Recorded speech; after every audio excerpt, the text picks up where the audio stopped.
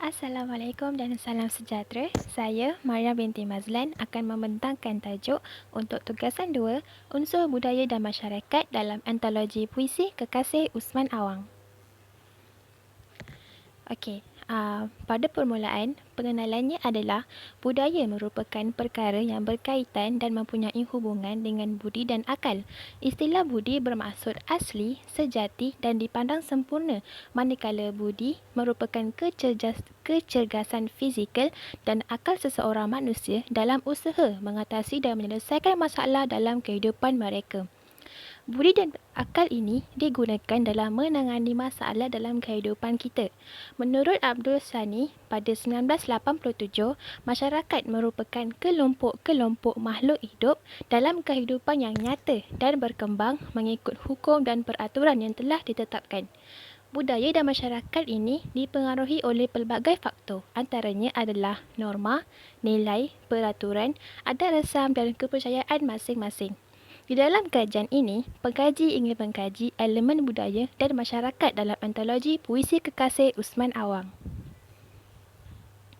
Sedikit sinopsis tentang buku ini adalah, buku ini diterbitkan oleh UA Enterprise dan Berhad pada tahun 2014.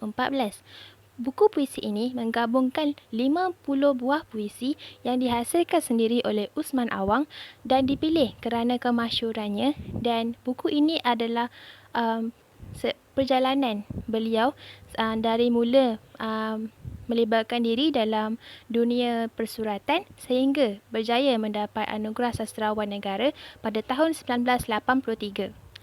Sedikit biodata tentang Usman Awang. Nama sebenar beliau adalah Wan Osman Wan Awang yang lahir pada 22 Julai 1929 di Kampung Tanjung Lembu, Kuala Sedeli, Kota Tinggi, Johor. Beliau telah meninggal dunia pada umur 72 tahun kerana sakit jantung. Beliau memulakan langkah di dunia persuratan dengan hanya menulis sajak yang terkenal, antaranya adalah Kemakam Bonda, Bunga Popi, dan beliau juga pernah mewakili Malaysia untuk mendeklamasikan sajak di negara-negara yang hebat seperti Amerika Syarikat, Filipina dan Rusia. Sorotan kajian yang pengkaji pilih adalah yang pertama, penterjemahan budaya sukan budaya bukan kebendaan dalam teks terjemahan bahasa Korea kepada bahasa Melayu oleh Cho Min Sung pada tahun 2016. Kajian ini menceritakan budaya bukan kebendaan iaitu unsur kepercayaan, peribahasa, ideologi, etika dan moral yang telah diterjemahkan daripada bahasa Korea kepada bahasa Melayu. Teks yang dipilih adalah antologi cerpen yang bertajuk Perjalanan ke Sampo. Di akhir kajian ini, penterjemah dapat mengetahui unsur budaya dalam bahasa sumber untuk dihuraikan secara tepat dalam bahasa sasaran. Dan yang kedua, kajian gambaran budaya masyarakat Brunei dalam kumpulan puisi Diam-Diam karya K. Manis oleh A. Halim Ali, Nur Azimah Zakaria dan Arif Muhammad pada tahun 2017. Kajian ini merupakan kajian kepustakaan yang bertujuan untuk mengkaji gambaran budaya masyarakat Brunei dalam kumpulan puisi Diam-Diam pada tahun 2010. Karya ini mempunyai 73 sajak. Dan hasil kajian ini, pengkaji berjaya mengangkat 6 aspek budaya seperti kehidupan yang bergantung pada sumber pertanian dan gambaran perubahan budaya. Dan yang ketiga, kajian pengaruh budaya dalam drama Bisikan Malaya oleh Nur Faiza Ghazali dan Zulkifli Muhammad pada tahun 2017. Kajian ini memaparkan dan melihat aspek budaya Melayu. Selain itu, kajian ini bertujuan untuk meneliti cerminan masyarakat yang terhasil daripada pengaruh budaya yang terdapat dalam drama tersebut. Antologi drama yang digunakan ialah Bisikan Malaya, iaitu drama Selendang Umi dan musikal Tenggang. Okey, seterusnya kita beralih kepada perbincangan. Okey, untuk poin yang pertama, budaya memartabatkan bahasa Melayu. Okey, bahasa merupakan alat komunikasi yang dimiliki oleh manusia yang menjadi lambang bunyi suara yang diucapkan daripada mulut manusia. Okey, dan peranan manusia ini dapat menjadi alat pengembangan kebudayaan dalam kehidupan masyarakat menurut Asma Haji Omar pada tahun 1988. Di dalam puisi Kekasih Usman Awang, banyak memaparkan puisi-puisi di mana beliau dan sahabat seperjuangannya telah berusaha untuk memastikan bahawa bahasa Melayu terus kekal dan semakin utuh di dalam negara kita. Contoh yang pertama, dalam puisi Mereka Tidak Menangis Lagi oleh Usman Awang telah memaparkan bahawa Usman Awang dan sahabatnya telah bangkit berani untuk menegakkan bahasa Melayu, ya, dan memastikan bahawa generasi muda pada bahasa ini tidak melupakan bahasa ini, seterusnya memajukan bahasa tersebut. Dan yang kedua, puisi Keranda 152 oleh Usman Awang ini telah ditulis bersempena dengan satu bantahan yang dilakukan oleh penggiat bahasa Melayu. Perarakan tersebut dilakukan kerana mereka protes kepada kerajaan yang telah mengingkar janji untuk menjadikan bahasa Melayu sebagai bahasa pengantar di dalam bidang kehakiman. Dan namun pihak pemerintah berasa bahasa Melayu belum bersedia sepenuhnya untuk menggantikan bahasa Inggeris yang telah dibawa masuk oleh bangsa penjajah, dan bahasa Melayu hanya dilihat untuk memadai dalam pelajaran bahasa Melayu sahaja dari bidang sastra. Sebaliknya, tidak layak untuk menggantikan bahasa Inggeris di dalam bidang sains. Okey, seterusnya, budaya menghormati wanita. Menurut Kamus Dewan edisi keempat pada tahun 2010, wanita merupakan lawan kepada lelaki dan mempunyai ciri-ciri dan sifat-sifat wanita. Kebanyakan wanita merupakan insan yang berwatakan yang lemah lembut, ingin disayangi dan dilindungi oleh orang yang berada di sekelilingnya. Sejak dahulu lagi, wanita ini sangat dijaga dengan teliti, okey? Dan pekerjaan-pekerjaan yang sering dilakukan oleh wanita ialah memasak, menjahit dan mengurus rumah tangga. Kaum wanita pada zaman dahulu jarang mendapat peluang seperti lelaki untuk menyambung pelajaran, untuk bekerja di dalam sektor yang besar. Malahan mereka hanya duduk di rumah dan berkahwin dan mengurus anak dan suami. Di dalam antologi puisi Usman Awang ini, banyak memaparkan tentang wanita ini menjadi isu utama dalam puisi tulisan Usman Awang.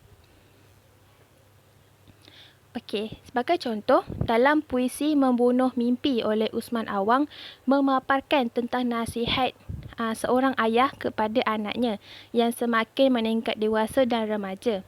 Di dalam nasihat tersebut, beliau menyatakan bahawa anak perempuannya harus berani untuk membuat keputusan dalam hidupnya dan bangun dari mendapatkan pengharapan atau bergantung dari orang lain. Dan dengan keberanian tersebut, kita dapat meningkatkan kejayaan hidup kita, seterusnya akan mendapatkan pendidikan yang baik dan mendapat ketabahan jiwa yang tinggi. Okey, untuk puisi seterusnya, dalam puisi Perempuan Malang oleh Usman Awang telah memaparkan tentang kesengsaraan hidup yang dialami oleh golongan wanita, di mana golongan wanita terpaksa menjadi pelayan kepada lelaki tanpa kerelaan hatinya. Sudah pasti tiada wanita yang ingin diperlakukan seperti itu kerana setiap wanita mempunyai maruah kita yang tersendiri. Mereka ini boleh dikatakan tidak mempunyai pilihan lain, mungkin kerana kesempitan hidup ataupun tiada peluang untuk berubah kepada kehidupan yang lebih baik. Oleh hal yang demikian, dapat dilihat bahawa golongan wanita ini merupakan golongan yang perlu diambil perhatian dan perlu diberikan perlindungan agar pihak lelaki tidak melakukan sebarang perkara yang tidak baik dan tidak bertanggungjawab ke atas diri mereka. Okey, seterusnya, budaya menghargai jasa dan pengorbanan. Jasa dan pengorbanan merupakan sikap yang mulia yang diberikan oleh seseorang individu yang memerlukan bantuan. Okey, dan jasa dan pengorbanan ini diberikan dalam pelbagai bentuk, seperti dalam bentuk wang, masa dan sesuatu barangan. Okey, dalam masyarakat Melayu, kita tahu kita terkenal dengan budi dan akhlak yang tinggi dalam kalangan masyarakat. Kita sangat menyanjung budi yang diberikan oleh orang lain dan kita akan sentiasa mengingati budi tersebut hingga ke akhir hayat kita. Di dalam puisi Usman Awang, banyak memaparkan tentang jasa dan pengorbanan. Contohnya, dalam puisi Guru Oh Guru, memaparkan jasa dan pengorbanan seseorang guru yang telah memberikan kita ilmu, berikan kita pengetahuan dan mengajar kita dari sekolah hingga ke peringkat universiti. Dan sebagai seorang pelajar, kita seharusnya menghormati guru kita, sentiasa mengingati segala nasihat dan mengaplikasikan ilmu tersebut dalam kehidupan harian kita. Selain itu, dalam puisi Ibuku, karya Usman Awang juga memaparkan tentang keperitan dan kesusahan seorang ibu dalam mencari rezeki dan berkorban untuk menyara kehidupan diri dia dan anak-anak dia. Selain mencari rezeki, ibu juga merupakan insan yang sering memberikan nasihat, insan yang sangat bermakna dalam kehidupan kita kerana telah mendidik kita dari kecil hingga dewasa. Seorang ibu sanggup melakukan apa sahaja demi anaknya. Dia sanggup tidak memberi keselesaan terhadap dirinya kerana berkorban untuk keselesaan anak-anaknya. Jadi, walaupun beliau tidak berpendidikan, tapi dia memastikan bahawa anak-anaknya tetap memiliki pendidikan yang baik. Oleh itu, sebagai anak, kita diwajibkan dan seharusnya menghormati ibu kita.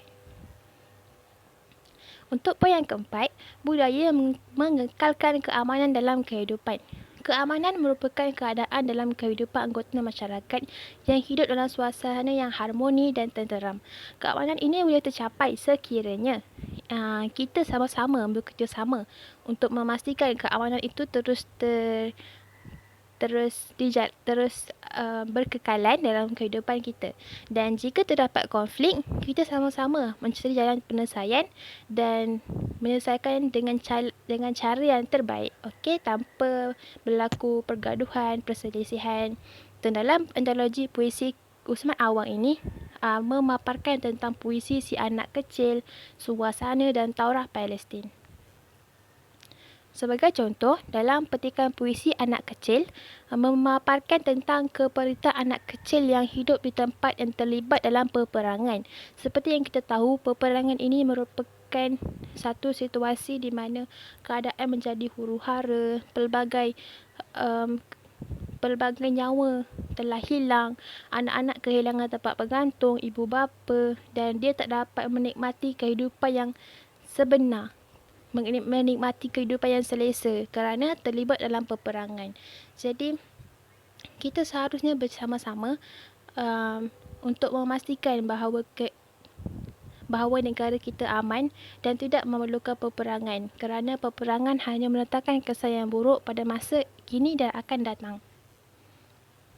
Seterusnya, dalam contoh puisi Suasana, menceritakan tentang kisah norma kehidupan yang sangat meriah pada musim perayaan, di mana masyarakat Melayu dan Cina saling bertukar juadah, memakai pakaian tradisional kaum masing-masing dan menikmati perayaan dengan sangat meriah. Suasana seperti ini sangat kita raikan sebagai rakyat Malaysia, kerana walaupun kita berbeza kaum, tapi kita sama-sama boleh meraihkan perayaan tersebut dengan sangat meriah. Untuk poin yang kelima, budaya mempertahankan kemerdekaan. Sudah kita tahu bahawa kemerdekaan adalah anugerah terbesar bagi sesebuah negara di mana kita telah bebas dari jangkaman penjajah dan pihak komunis. Kemerdekaan juga bukanlah satu kejayaan yang didapati dalam jangka masa yang singkat, kerana pelbagai pengorbanan, pelbagai usaha yang gigih dilakukan oleh pemimpin kita dan mereka sangat berusaha keras untuk mendapatkan kemerdekaan ini. Di dalam puisi Usman Awang, banyak memaparkan puisi yang menceritakan tentang pengorbanan kemerdekaan ini. Contohnya, Bunga Popi pada tahun 1955 dan Tanah Air pada 1956. Di dalam Di dalam petikan puisi Bunga Popi ini memaparkan tentang keperitan hidup rakyat di tanah Melayu yang sangat menderita dan sengsara semasa zaman sebelum kemerdekaan. Pada masa tersebut, peperangan sering berlaku dan meninggalkan kesan buruk pada semua rakyat dan meninggalkan kesan bahawa rakyat pada masa itu sangat hidupnya tertekan, kehilangan harta benda dan melibatkan orang yang tidak bersalah menjadi korban.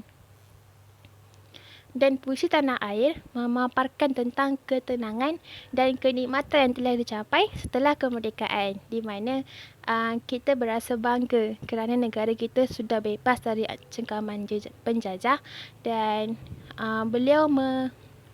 Usman Awang menghuraikan perasaan gembira beliau kerana negara kita telah bebas dari ancaman pihak yang jahat dan tidak perlu bersusah payah lagi untuk melawan komunis. Dan dengan adanya kejayaan mencapai kemerdekaan, maka pelbagai kemajuan dapat kita capai dalam pelbagai bidang. Kesimpulannya, aspek budaya dan masyarakat yang dipaparkan dalam antologi puisi ini meninggalkan impak yang besar dalam kalangan penulis-penulis dan para pembaca di dalam bidang sastra dan puisi. Dan kesan ini juga dapat dilihat dalam generasi muda dan remaja yang berada di peringkat sekolah menengah dan setiap aspek budaya ini juga dipaparkan oleh penulis dengan sangat bermakna dan mudah difahami.